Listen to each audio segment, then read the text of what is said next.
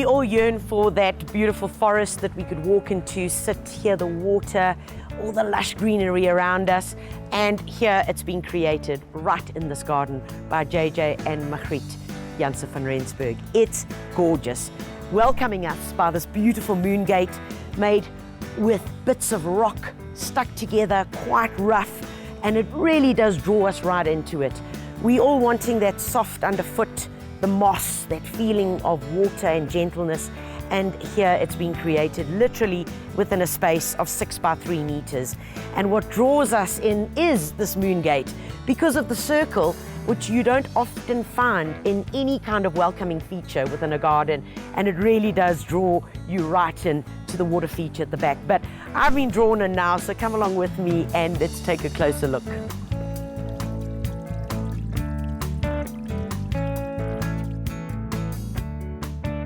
There's a great plant selection in this garden, literally of just textures, greens, and a few pops of yellow with the nemesia in front of me. But look at what's been used in between the pavers. I love this plant.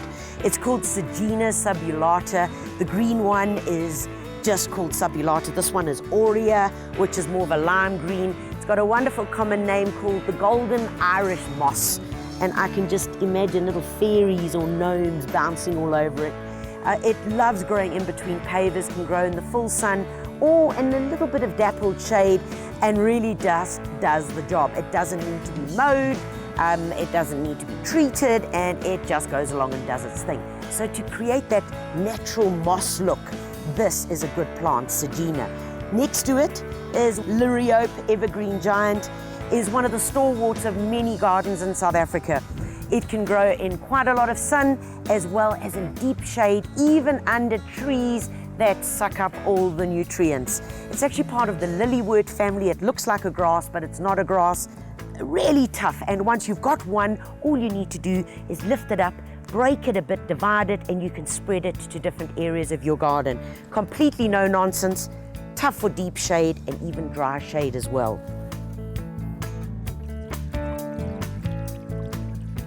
So the Grotto garden has no lawn, literally is large rocks, flat rocks, boulders almost that have been used and overhanging so that you don't see the edges and the working of the concrete pond that is just down here. Leading your eye off to the wonderful arch that's a combination of brickwork and some slate, really gives you a beautiful look. And it's not a gushing sound, it's gentle. It's very gentle and very soothing, and honestly creates that sense that I am being transported away into a faraway forest. I was delighted to find this little plant. It's called Trifolium repens. Its common name is the black shamrock, and you can see why it's called trifolium, the 3 little leaves literally making up the triangle. And it really is a plant that if you do find it in a garden centre, you need to pick it up immediately because you don't find it all that often.